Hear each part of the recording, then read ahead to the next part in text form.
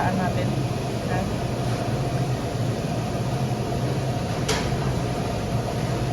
Ano?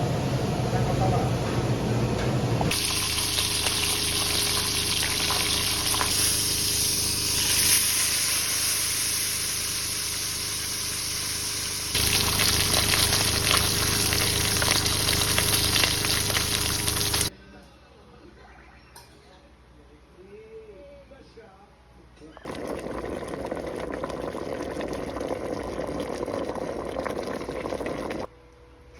Hello guys, welcome sa ating channel. So ngayon guys, mag-gisa tayo ng sibuyas, bawang at saka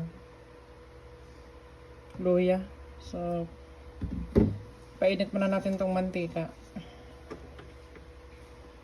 So yung lulutuin natin guys, yung tilapia na igataan natin.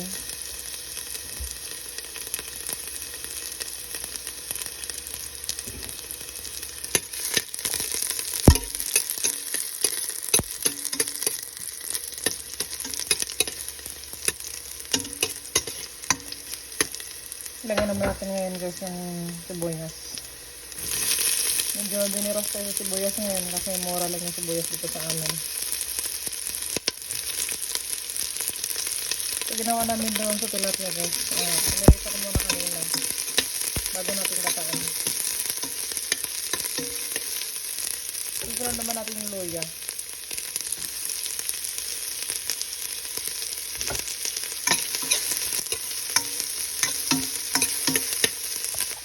Ngayon, nag-isa natin yung sibuyas, bawang, sa luya guys. Nilagay naman natin yung tilapia. Kasi na tilapia, yan, tilapia.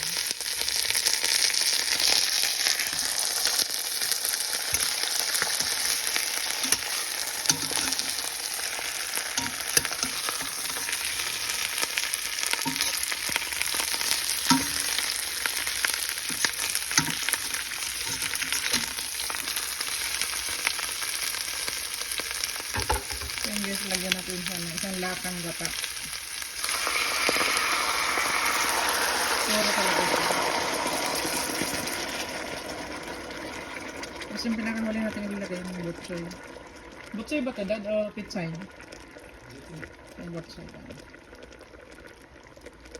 Itong tilapia na ito guys, nabili namin to yung kalagay sa aquarium. Fresh talaga. Ha?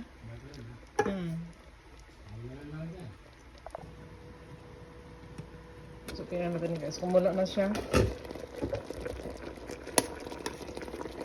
So, lagyan natin siya ng gulay na botsoy.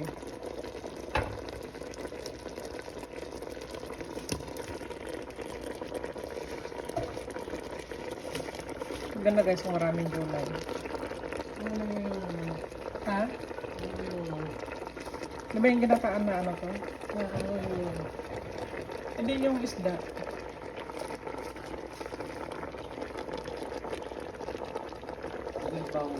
Ay, oo, nag-isa ko muna siya sa gas bawang ng kaloy.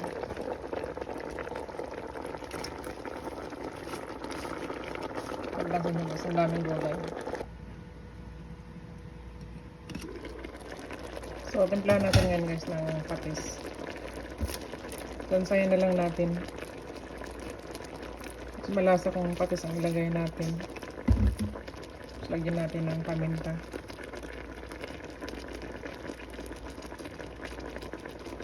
Tayo lumabas na ito. Lagyan din natin siya ng kunting bitsin. Ha? Yeah.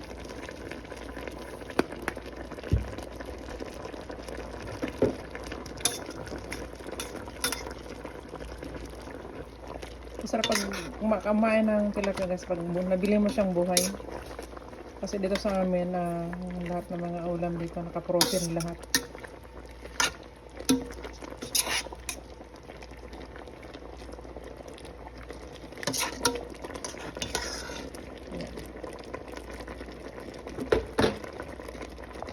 So lagyan natin ng sili na pula guys.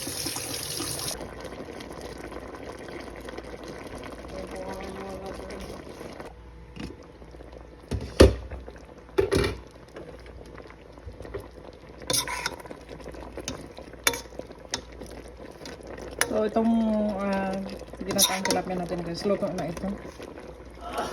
Itong tilapia guys, kahit na hindi niya iprito yan, depende sa inyo kung anong klaseng lutong gagawin ninyo. Ako naman ginawa ko dito, pinarito ko muna siya ng bahagya kanina bago ko siya ginataan. Yan. Ang taba. So buhay ito guys ang binili namin.